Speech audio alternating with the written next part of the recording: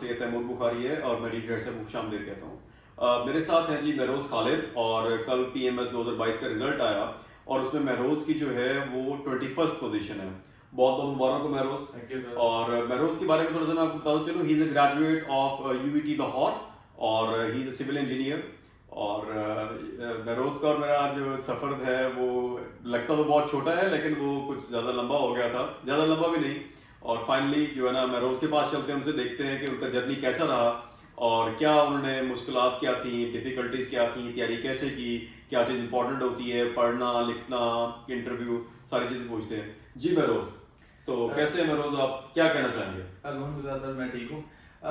First of all मैं ये बताना चाहूँगा, जैसे कि मेरा इंजीनियरिंग का बैकग्राउंड था, तो it was not very easy thing for me कि हर सारी चीज़ों को नए सिरे से करना, सोशल साइंसेज को उठाना, वो शुरू में आइडिया नहीं होता कि क्या पढ़ना है, क्या नहीं पढ़ना, कितनी डेप्थ में जाना है।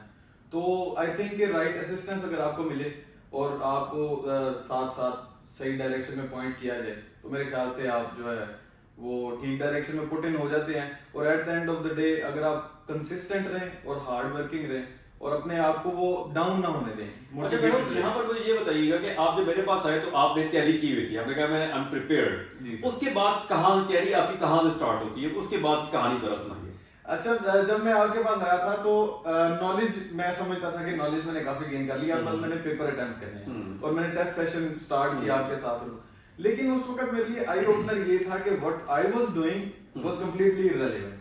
जो भी मैं क्वेश्चन अटेम्प्ट कर रहा था, जिस तरह से मैं लेके चल रहा था, वो मैं ठीक डायरेक्शन में नहीं जा पा रहा था। तो जब आपने मेरे क्वेश्चंस के ऊपर कांटे मारे और नए सिरे से उसे पलटा और कहा कि ये तो सब गलत है, मुझे भी याद है आपने मुझे पॉलिटिकल साइंस का प्लेटो की रिपब्लिक के ऊपर क्रिटिकल एनालिसिस दिया था। हाँ, और उसमें आप प्लेटो की थ्योरीज के एनालिसिस लेके आ गए थे, प्लेटो की रिपब्लिक का नहीं लिखा था, मैंने कहा चैप्टर्स के लेके आए। एग्जैक्टली। तो फिर मुझे एक्चुअली रीओरिएंट करना पड़ा अपनी तैयारी को, अपने सारे नोट्स को, कि क्वेश्चन की डोमेन को समझना और उस डायरेक्शन में रह के उसे अटेम्प्ट करना।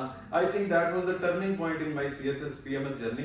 और उसकी बेस के ऊपर ही I think it was possible कि मेरी एलोकेशन हो पाई है। अच्छा महरोज़, आपने इतना अरसा के रहे, के आपके कुछ लोग होंगे जिन्होंने आपको डिग्रेड के नेगेटिविटी फैलाई होगी। जैसे जब सीट्स आई थी तो 27 सीट्स थी, 24 सीट्स थी और लोगों ने कहा था 24 सीट्स हैं।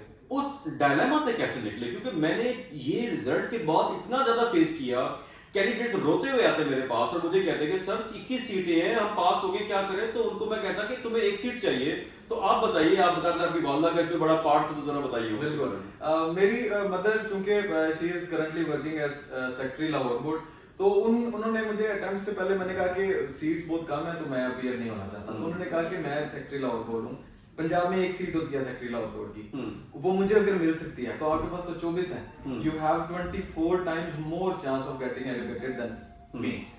तो उस मोटिवेशन के साथ मैंने कहा कि अगर मेरे घर में एग्जांपल है तो मैं क्यों नहीं कर सकता। तो उस मोटिवेशन के साथ आई अपीयर्ड एंड अल्हम्दुलिल्लाह मैं एलोकेट हो गया। अच्छा महरोज़, अपनी short interview, we will have long interview, एक पैगाम दीजिए कैंडिडेट्स को जो एस्पायरेंट्स हैं।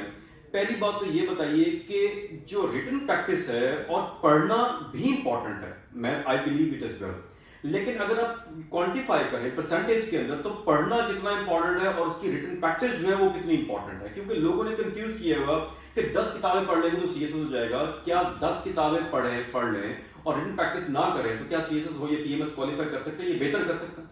मेरे ख्याल से पढ़ना इज नॉट द की, और मैं इसे 50-50 भी नहीं कहूंगा, मैं रिटन प्रैक्टिस को 60% वेटेज दूंगा और स्टडी को, पढ़ने को 40% वेटेज दूंगा। क्योंकि लिखने से ही आपका क्रिटिकल एनालिसिस अपना डेवलप होता है कि अगर आपको क्वेश्चन कोई ऐसा आ गया है जो आपके रडार से थोड़ा बाहर जाता है, आपको नजर आ रहा है, तो आप उसे अपना क्रिटिकल एनालिसिस यूज करें और आप उसे अटेम्प्ट करने की वो सलाहियत रखते हो। तो आई वुड से कि 60% वेटेज जो है वो रिटन प्रैक्टिस की होनी चाहिए और 40% जो है वो आपकी स्टडीज की होनी चाहिए। Okay, that was all from our side. और मुझे सबसे बड़ी ज़्यादा खुशी इस बात की है कि जब मैंने कॉल किया महरोज़ को, क्योंकि महरोज़ का नाम थोड़ा डिफरेंट है, यूनिक है, तो मैंने इनको कॉल किया तो इनको पता ही नहीं था कि रिजल्ट आ गया। उनको मुबारकबाद दी तो ही वाज टेकन अबैक, अच्छा ये कैसे हो गया? तो वो इन्होंने फिर मैंने रोल नंबर कंफर्म किया। चले, बहुत बहुत मुबारक हो महरोज़ आपको, और बाकी वीडियोस आते रहते हैं जी। तब तक के लिए इजाज़त दीजिए, अल्लाह हाफ़िज़।